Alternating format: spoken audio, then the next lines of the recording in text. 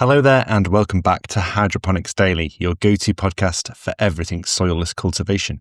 I am your host, Dr. Russell Sharp, the founder of Utrema Limited, and Utrema manufactures interesting fertilizers, novel biostimulants, and organic biopesticides. However, today I'm going to tell you why you shouldn't be using fertilizers in certain situations. So if you're growing a perennial crop and it needs a winter dormancy, so even if you're hydroponically growing, you need to dial back the fertilizers in the winter or during the dormancy if it's like a cold treatment. So if say you put them into a cold storage or anything like that, you want to be dialing back the fertilizers dramatically. Now, obviously, the first reason for that is the plants will not be taking up nutrition during this winter period or this cold period, and so you're wasting fertilizer. It's just going to go out as runoff and it's not going to be used up. Their plants need very, very little nutrition, if anything at all. That's why when you buy dormant trees, they come with no soil at all. They're not taking up any water, they're not taking up any nutrition. But the main reason why you don't want to be adding certainly nitrogen-based fertilizers at this time is that it leads to the accumulation of toxic nitrites. Now, nitrites are a form of nitrogen. So if you think of nitrates, that's NO3. And if you think of ammonium, that's NH4. Nitrates sit in the middle, they're NO2. And normally in the soil, there's a various processes that can lead to the conversion of nitrates into ammonium and back again. But the step in the middle is the formation of nitrites. Now, in cold conditions, the bacteria that are responsible for the conversion stop. And so ammonia can get to nitrites, but the bacteria that could then convert nitrites to nitrates, they are blocked because of the low temperature. Okay, so you get the formation of toxic nitrites. So what does this do to your plants? Well, your plants, you may not see it. It might not be obvious, and you might just see your plants really suffering and they might die. Think of chilies that you're trying to overwinter, or if you're in the legal cannabis space, mother plants, things like this.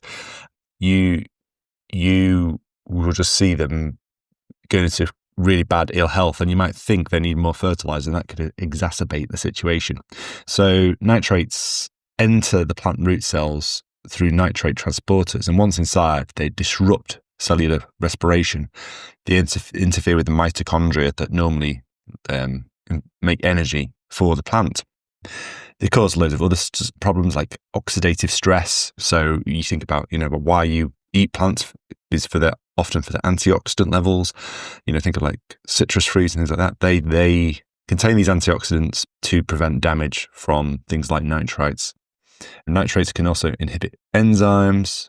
They impair photosynthesis, so they directly reduce chlorophyll synthesis and the process once photosynthesis starts going again.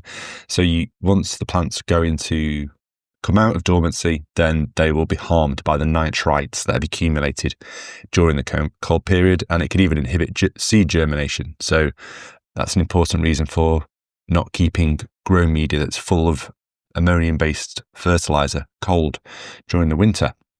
So, and nitrates have been found as well to weaken plant cell roots, and so making them more susceptible to Pythium, Rhizoctonia, and basically cold-related root rots and things like this. So there's a whole list of things that nitrates do that are poisonous to plants. They're also poisonous to humans to some extent.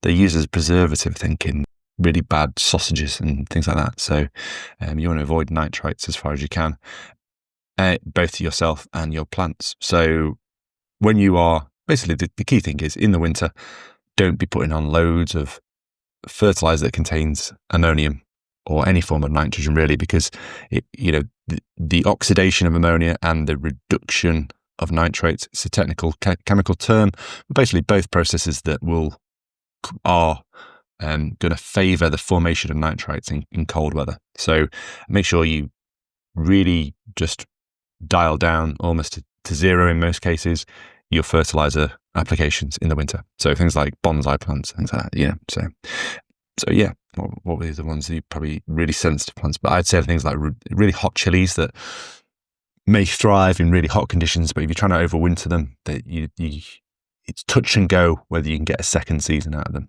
So, and that would be my top advice. Thank you ever so much for listening to this podcast. If you found it useful, please leave an Apple Podcast review because that helps spread the words of hydroponics with the wider horticultural community.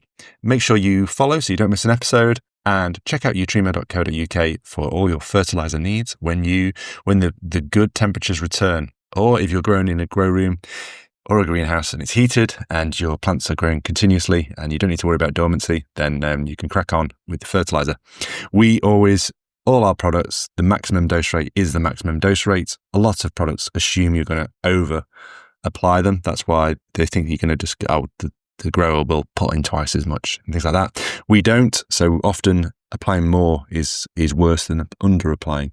And we see that as a common occurrence when people don't dose correctly, or they do it by, judgment rather, I'll just sort of like a cocktail, making a cocktail rather than measuring it out. So make sure you don't do that. Make sure you accurately dose because you get the best results then. All right, that's enough of waffle. I'll see you again tomorrow on Hydroponics Daily for another episode. Goodbye.